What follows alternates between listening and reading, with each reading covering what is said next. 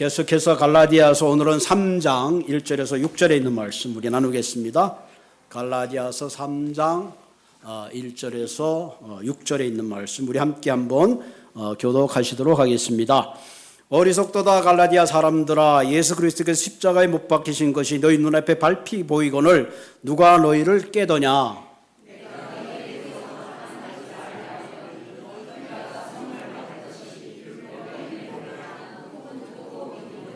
너희가 이같이 어리석으냐? 성령으로 시작하였다가 이제는 육체로 마치겠느냐?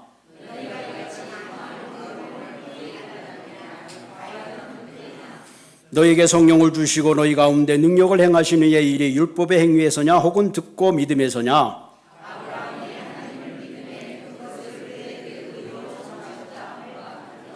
아멘, 아멘. 여러분 바둑이 있어요. 바둑 뜰 줄 아시는 분들 몇 분 계시는지 모르겠지만 바둑은 뜰 때에 굉장히 수순이 중요합니다. 그 바둑돌을 어디에 두느냐에 따라 살기도 하고 죽기도 합니다. 그래서 바둑을 뜰 때 바둑이 딱 끝난 다음에 그 복귀를 하잖아요. 그때 순서를 집어봅니다. 이 사람이 이 순서에 났으면 살았을 텐데 그만 순서를 잘못 놔가지고 집을 다 잃어버리는 그런 경우가 있습니다. 여러분, 급히 먹는 밥이 취하듯이 인생에도 순서가 있습니다. 우리의 삶을 어떤 순서로 살아가는지에 따라서 우리의 삶의 그 길도 남다른 아름다운 열매를 맺기도 하고 때로는 실패하는 그런 인생을 살기도 합니다. 대부분의 사람들은 내가 열심히 살면 성공할 것이다 라는 그런 믿음을 가지고 열심히 일합니다. 그러나 열심히 일하는 것도 중요한데 더 중요한 것은 내 삶에 달려가는 방향입니다. 때로는 어떤 사람은 열심히 해서 성공해서 부자가 되어도 행복한 삶이 아닌 불행한 삶을 사는 사람도 있고, 어떤 사람은 평생 공부해서 PhD를 가지고 있고 좋은 배경에 있어도 때로는 그가 원하는 행복한 삶을 이루지 못하는 경우가 종종 있습니다. 왜 그럴까요? 그 이유는 딱 한 가지입니다. 거기에는 우리의 인생에 생사화복을 주관하시는 하나님이 참 복에 근원되는 것을 알지 못했기 때문에 그렇습니다. 하나님이 우리의 인생이 되시고 그분이 내 인생에 복 주시는 중요한 사실을 깨닫는 것이 마치 바둑에서 신의 한 수와 같은 겁니다. 왜? 하나님은 우리의 인생을 복 주시기도 하시고 일으키시기도 하고 높이시기도 하며 부하게 하기도 하고 가난하게 하기도 합니다. 여러분, 시편 53편에 어리석은 자는 그의 마음에 이르기를 하나님이 없다 하도다.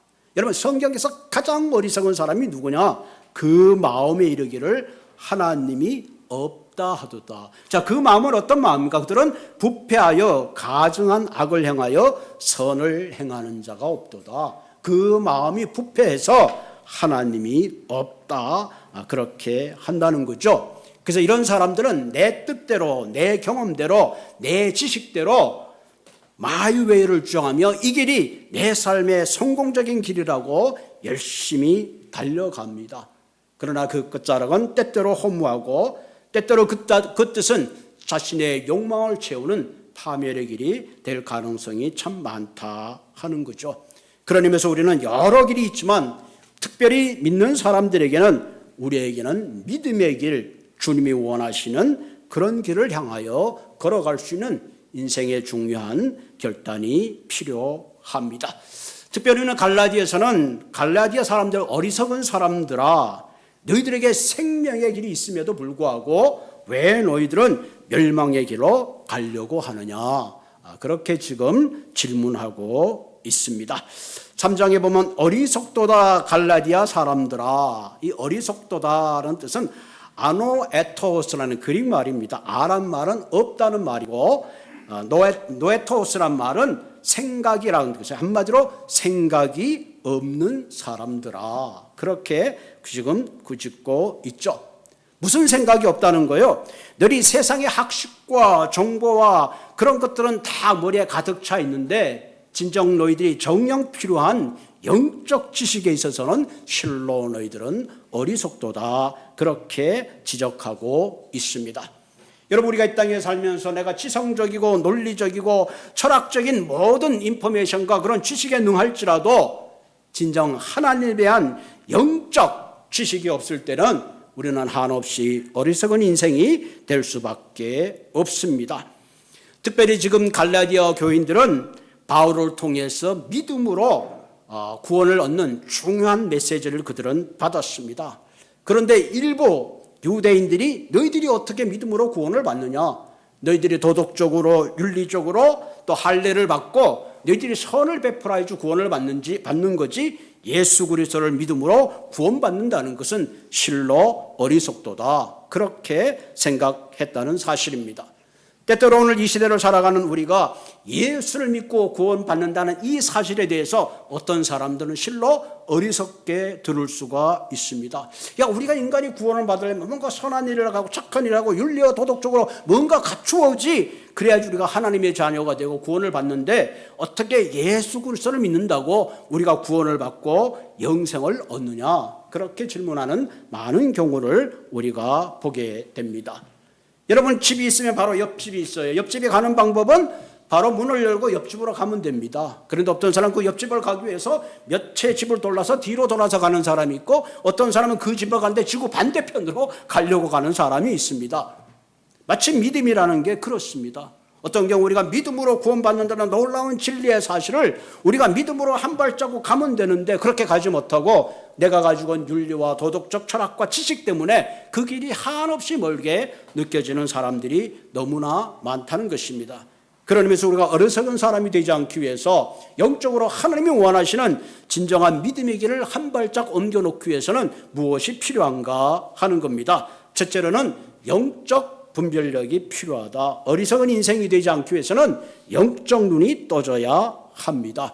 오늘 본문 1절을 한번 볼까요? 1절을 한번 내려보실래요? 자, 1절에 보면 어리석도다 갈라디아 사람들아. 무엇이 어리석다는 거예요? 예수 그리스도께서 십자가에 못 박힌 것이 너희 눈앞에 밝히 보이거늘 누가 너희를 깨더냐.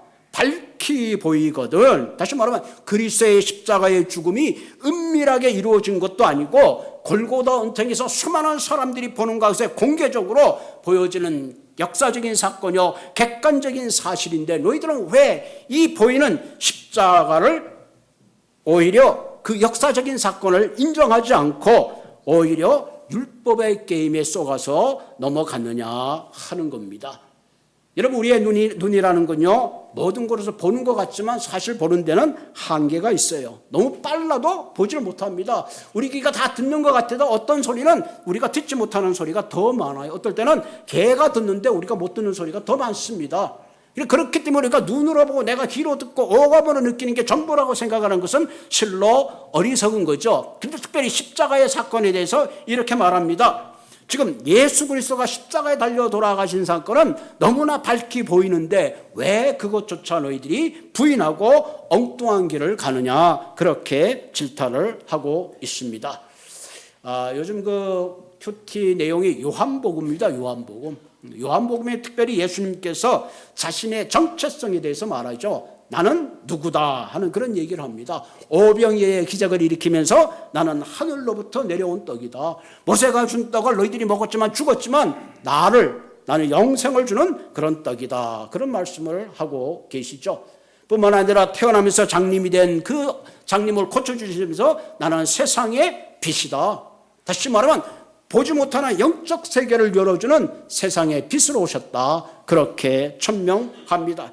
심지어는 죽은 지 나흘이 되던 나사로를 고쳐주시면서 주님께서는 내가 길이요 진리요 생명이니 나를 믿는 자는 죽어도 살겠고 영원히 죽지 않겠다. 부활의 주님, 우리의 삶과 죽음을 주관하시는 그런 분이다 하는 것을 주님께서 선포하여 주셨습니다.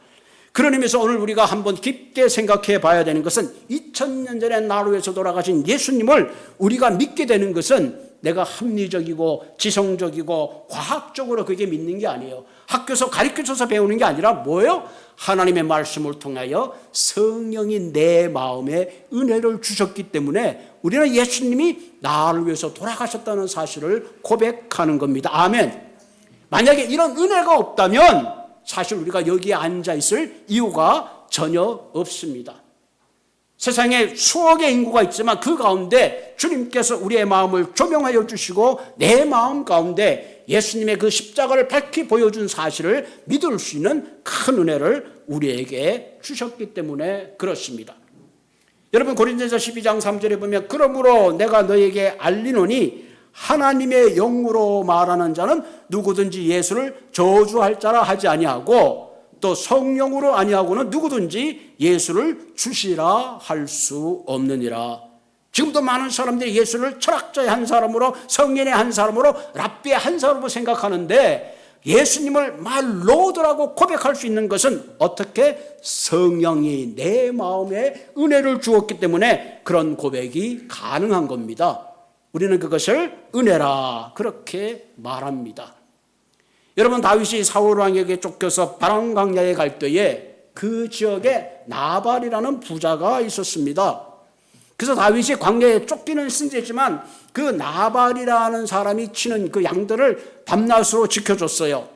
그래서 다윗이 먹을 것이 필요해서 10명의 부하를 나발에게 보냈어요. 나발이요, 다윗이 이렇게 당신의 양을 지켜줬는데 우리에게 필요한 양식을 좀 보내주십시오 그랬어요. 그때 나발이 비웃습니다. 도대체 다윗이 누구냐? 난 그럼 사람 알지도 못한다. 최근에 되니까 어떤 종이 주인을 떠나서 대적한다는데 그러면서 오히려 다윗을 업신여깁니다. 이 전가를 들은 다윗이 몹시 화가 났어요. 그래서 400명의 군사를 거느리고 바로 나발을 죽이려고 가는 순간에 그 나발의 총명한 부인인 아비게일이 찾아왔습니다. 다윗이요, 정말 죄송합니다. 우리 남편이 너무 어리석어서 지금 당신이 우리의 양을 지키시고 우리가 부자가 된 이 놀라운 큰 도움을 줬는데 미처 그것을 깨닫지 못했습니다 하고 긋고 절을 하면서 말립니다. 여러분 나발의 이름이 무슨 뜻이냐? 어리석다는 뜻입니다. 앞으로 장차 다윗을 사울을 이어서 위대한 이스라엘 왕이 되는데 그것을 알아보지 못하고 오히려 다윗을 저주하고 박대했습니다. 여러분 우리의 영적 눈이 감각이 되면 분별력을 잃어버리고 결국은 나발은 욕심에 취하게 된 겁니다. 그렇기 때문에 우리는 우리 시편 131편의 말씀처럼 마음이 교만하지 않으며 눈이 오만하지 않는 영적 분별력을 가져야 합니다. 그래서 주님께서 내게 보여주시는 진정한 길이 뭔지, 생명의 길이 뭔지를 분별하고 살아가는 한 분 한 분 되시기를 주님의 이름으로 부탁을 드립니다. 두 번째로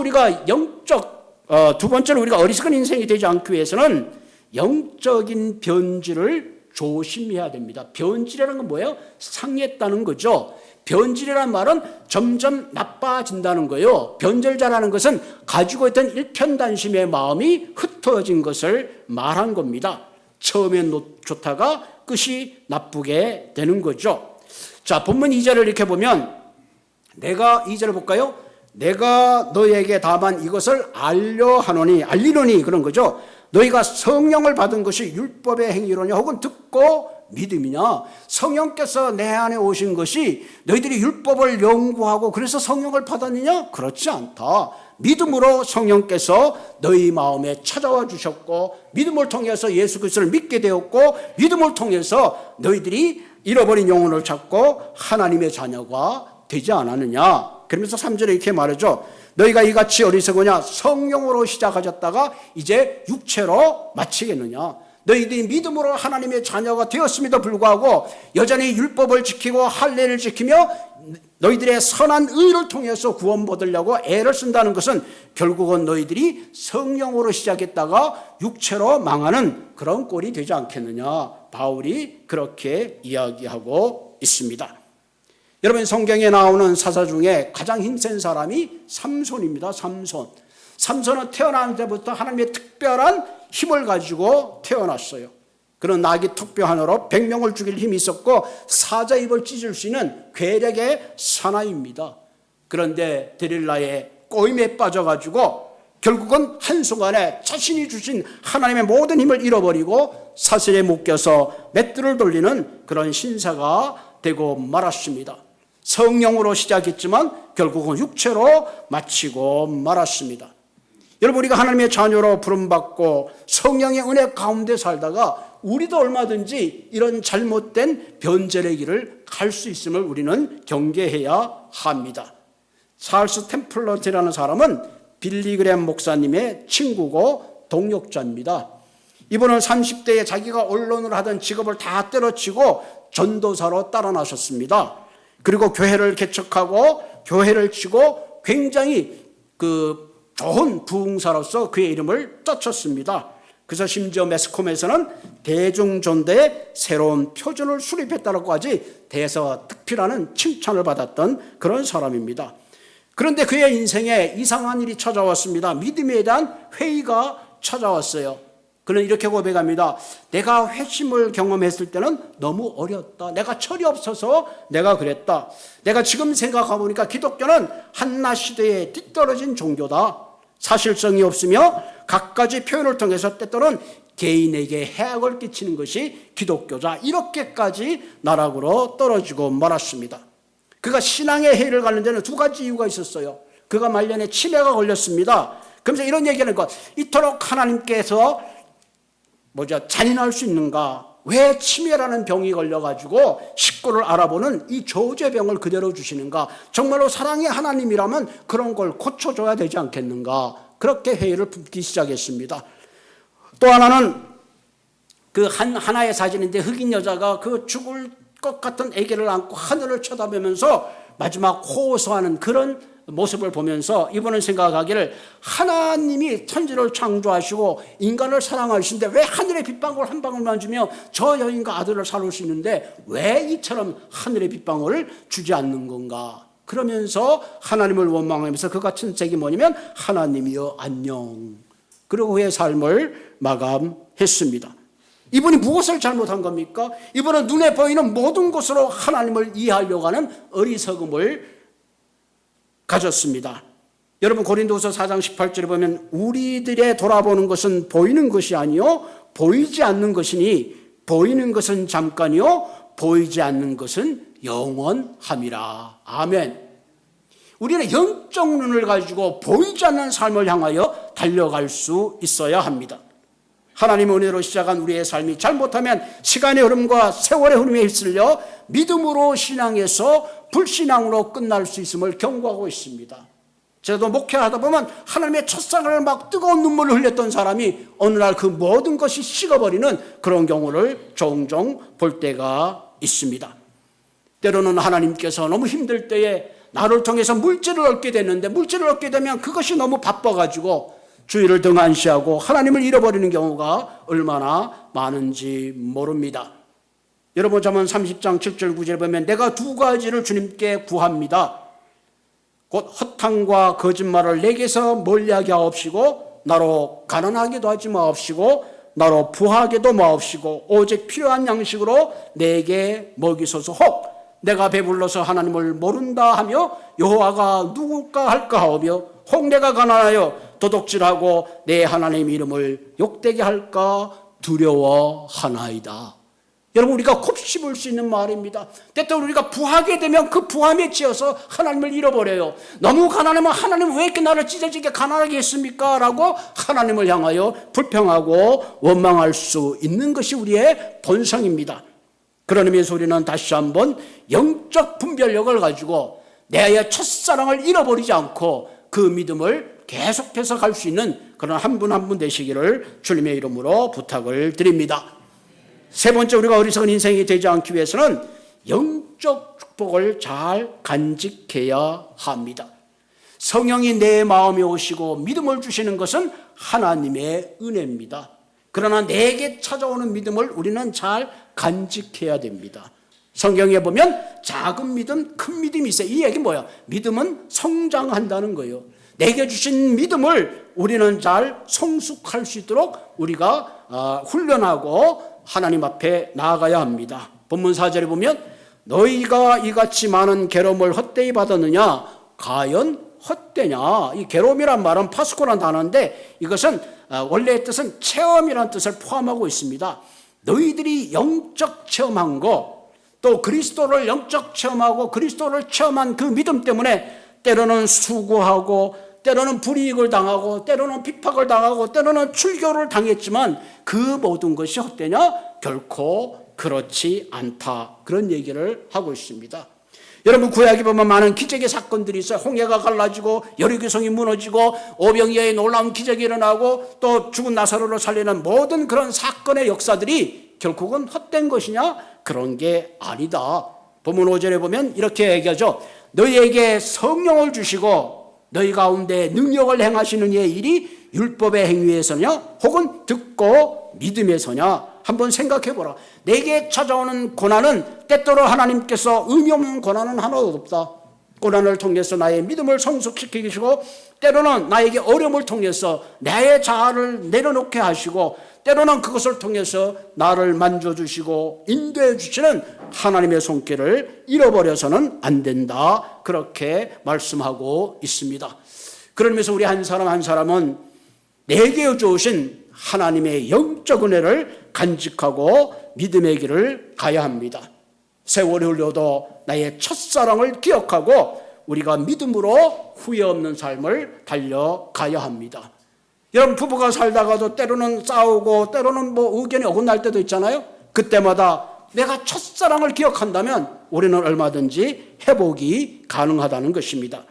본문 6절은 결론적으로 말합니다. 아브라함이 하나님을 믿음에 그것을 그로 의로 정하셨다 함과 같으니라. 이 말은 동일한 겁니다. 너희가 하나님을 믿음으로 하나님께서 너희를 의롭게 여겼다는 것은 아브라함의 주신 축복을 너희가 함께 누리고 너희는 아브라함의 자녀로서 축복의 자녀인 것을 선언하고 있다는 사실입니다. 그런 의미에서 우리는 이 말씀을 통해서 어린석은 삶이 되는 것이 아니라 영적인 눈을 뜨고 영적 분별력을 가지고 주님이 주신 첫사랑을 가지고 복음을 향하여 끊임없이 달려가시는 한 분 한 분 되시기를 주님의 이름으로 부탁을 드립니다. 우리 같이 기도하겠습니다.